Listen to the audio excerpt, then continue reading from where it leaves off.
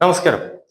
പാർലമെന്റിൽ ഇന്ത്യയുടെ പ്രതിപക്ഷ നേതാവ് എന്ന നിലയിൽ രാഹുൽ ഗാന്ധി ഒരു ഗുണ്ടയെ പോലെ ഒരിക്കലും പെരുമാറാൻ പാടില്ലായിരുന്നു. റായ്ബരേലിയിലെ ജനങ്ങൾ രാഹുലെ നിങ്ങളെ വിശ്വസിച്ചാണ് എം പി സ്ഥാനം നിങ്ങൾക്ക് നൽകിയത്. നിങ്ങൾ അവരുടെ കാര്യങ്ങൾ നോക്കിക്കൊള്ളും. അവരുടെ ആവശ്യങ്ങൾ നിറവേറ്റാൻ എം പി എന്ന നിലയിൽ അവരുടെ മുന്നിലുണ്ടാകുമെന്ന്. പക്ഷെ ഇത്രയും മാസമായിട്ട് രാഹുൽ റായ്ബരേലിയിലെ ജനങ്ങൾക്ക് വേണ്ടി എന്ത് ചെയ്തു? പക്ഷെ ഒറ്റ നിമിഷം കൊണ്ട് കോൺഗ്രസ് എന്ന പ്രസ്ഥാനത്തിനോട് ജനങ്ങൾക്കുണ്ടായിരുന്ന ഒരു സ്നേഹവും ഒരു മതിപ്പും നിമിഷ നേരം കൊണ്ട് രാഹുൽ ഗാന്ധി ഇന്നലെ ഇല്ലാതാക്കി. അതുകൊണ്ടാണ് രാഷ്ട്രീയ നമുത്സവങ്ങൾ വാഴുന്ന സ്നേഹത്തിന്റെ കടകൾ വിട്ട ജനങ്ങൾ, അതായത് കോൺഗ്രസിലെ തന്നെ നേതാക്കൾ ബി.ജെ.പിയിലേക്ക് ഓരോ ദിവസവും ഓരോ നിമിഷവും ചേക്കേറുന്നത്. പാർലമെന്റിൽ രാഹുൽ കാണിച്ചു കൂട്ടിയ തോന്നിവാസത്തിന് ഡൽഹി പോലീസ് ഇന്നലെ തന്നെ രാഹുലിന് സമ്മാനം നൽകിയിട്ടുണ്ട്. ഇനി ഉടനെ അറസ്റ്റ്, ഇനി തിഹാർ ജില്ലയ്ക്ക്. അതായത് 109, 115, 117 വകുപ്പുകൾ പ്രകാരം രാഹുലിനെതിരെ കേസെടുത്തിട്ടുണ്ട്. ബാക്കി പിന്നാലെ അടുത്ത കേസ് വരുന്നുണ്ട്. ബി.ആർ. അംബേദ്കറിന്റെ പേരിൽ ഇല്ലാത്ത ആരോപണങ്ങൾ ഉയർത്തി രാഹുൽ ഗാന്ധിയും കൂട്ടരും വിവാദമുണ്ടാക്കുന്നത് വലിയൊരു അജണ്ടയുടെ ഭാഗമാണ്. ജോർജ് സോറസ് പണം നൽകുന്ന എൻജിഒകൾ ബി.ജെ.പിയെ തകർക്കാൻ കണ്ടെത്തിയ മാർഗം. ഹിന്ദുക്കളെ ജാതിയുടെ പേരിൽ വിഭജിക്കുക, എന്നിട്ട് മുസ്ലിം ന്യൂനപക്ഷത്തിന്റെ വോട്ടുകളുടെ കൂടി സഹായത്തോടെ ഭരണം പിടിക്കുക. ഇതിനാണ് ഇപ്പോൾ അംബേദ്കർ വിഷയം ഉയർത്തിയുള്ള സമരത്തിന് പിന്നിൽ. ജോർജ് സോറസിന്റെ എൻജിഒകൾ പറയും, അതനുസരിച്ച് രാഹുലും സോണിയാഗാന്ധി പ്രിയങ്കയും പ്രവർത്തിക്കും. അതാണ് പാർലമെന്റിലും രാജ്യസഭയിലും നടന്നുകൊണ്ടിരിക്കുന്നത്. ബി.ജെ.പിക്കാർ ജോർജ് സോറസിന്റെ വാക്ക് വായിൽ നിന്ന് വീണ് കഴിഞ്ഞാൽ ഉടനെ കോൺഗ്രസുകാർ എണീച്ച് അവിടെ സഭ അടിച്ചു തകർക്കും.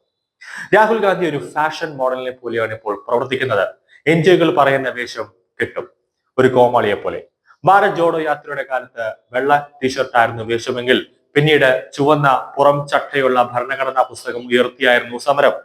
ഇപ്പോഴിതാ നീല ടീഷർട്ടാണ് സമരം. അംബേദ്കറിനെ പ്രതിനിധീകരിച്ചുള്ള നീല നിറത്തിലുള്ള ഡ്രസ് കോഡ് ഇട്ടിട്ടാണ് ഇന്നലെ പ്രിയങ്കയും രാഹുലും സമരത്തിനായി പാർലമെന്റിലെത്തിയത്. ഹിന്ദുക്കളെ ജാതി അടിസ്ഥാനത്തിൽ വിഭജിക്കാൻ കഴിഞ്ഞ കുറെ വർഷങ്ങളായി രാഹുൽ ഗാന്ധിയും കൂട്ടരും ശ്രമിച്ചുകൊണ്ടിരിക്കുകയാണ്. ജാതി സെൻസസ് നടത്തണമെന്ന പേരിൽ കോൺഗ്രസ് മുറവിളി കൂട്ടുന്നത് ഈ ലക്ഷ്യം കൈവരിക്കാൻ വേണ്ടി മാത്രമാണ്.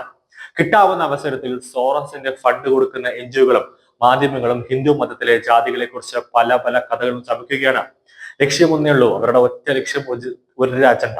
അതായത് ഹിന്ദുക്കളിൽ നിന്നും കുറച്ച് വോട്ടുകൾ സംഘടിപ്പിക്കുക, പിന്നെ മുസ്ലിം വോട്ടുകളും ചേർത്ത് അധികാരത്തിൽ ഏതെങ്കിലും രീതിയിൽ കൂടെ കയറിക്കൂടുക. കോൺഗ്രസിന്റെ ഹിന്ദുക്കളെ ജാതിയുടെ പേരിൽ വിഭജിക്കുന്നതിനെതിരെ യോഗി ആദിത്യനാഥ് മഹാരാഷ്ട്ര തെരഞ്ഞെടുപ്പ് കാലത്ത് ഒരു മുദ്രാവാക്യം ഉയർത്തിയിരുന്നു, ബൈഠേംഗെ തോ കഠേംഗെ. എന്നാൽ അതായത് ഒന്നിച്ചു നിന്നില്ലെങ്കിൽ ഹിന്ദുക്കളെ പല കഷ്ണങ്ങളാക്കി മുറിക്കപ്പെടുമെന്നാണ് യോഗി ആദിത്യനാഥ് ഈ മുദ്രാവാക്യത്തിലൂടെ അർത്ഥമാക്കിയത്. ഈ മുദ്രാവാക്യത്തെ മോദി അല്പം മാറ്റങ്ങൾ വരുത്തി വീണ്ടും അവതരിപ്പിച്ചു. ഏക് ഹേ തോ സേഫ് ഹേ. ഒറ്റക്കെട്ടായി നിന്നില്ലെങ്കിൽ മാത്രമേ ഹിന്ദുക്കൾ സുരക്ഷിതരായിരിക്കുകയുള്ളൂ എന്നായിരുന്നു മോദി പറഞ്ഞ അർത്ഥം. അതായത് ഹിന്ദുക്കളെല്ലാം ഒറ്റക്കെട്ടായിട്ട് നിൽക്കണം, ഇല്ലെങ്കിൽ കോൺഗ്രസ് എന്ന നപുംസകൾ വാഴുന്ന രാഷ്ട്രീയ പ്രസ്ഥാനം ഹിന്ദുക്കളെ മുറിച്ചു മുറിച്ച് പല കഷ്ണങ്ങളാക്കി ഇന്ത്യ എന്ന രാജ്യത്ത് തന്നെ അവർ വിഭജിക്കും. കാശ്മീർ പാകിസ്ഥാന് കൊടുത്തതുപോലെ ഭാവിയിൽ ഇന്ത്യയെ തന്നെ അവർ പാകിസ്ഥാനോ അല്ലെങ്കിൽ ആയിരക്കണക്കിന് ജോർജ് സോറസുമാർക്ക് വിൽക്കും എന്ന് മോദിക്ക് നേരത്തെ അറിയാമായിരുന്നു. എൻജിഒകൾ, ജോർജ് സോറസിന്റെ എൻജിഒകൾ ചാർട്ട് ചെയ്യുന്നത് പോലെയാണ് രാഹുലിന്റെയും കോൺഗ്രസിന്റെയും ഓരോ പ്രോഗ്രാം. ഭാരത് ജോഡോ യാത്രയിൽ വലിയ രീതിയിൽ കള്ളപ്പണങ്ങൾ കോൺഗ്രസിന്റെ അക്കൗണ്ടിലേക്ക് എത്തിയെന്നത് യാഥാർത്ഥ്യമാണ്. അന്ന് അവർക്ക് കൊടുത്ത ഡ്രസ് കോഡ് വെള്ളയാണെങ്കിൽ ഇന്നലെ നീലയാണ്.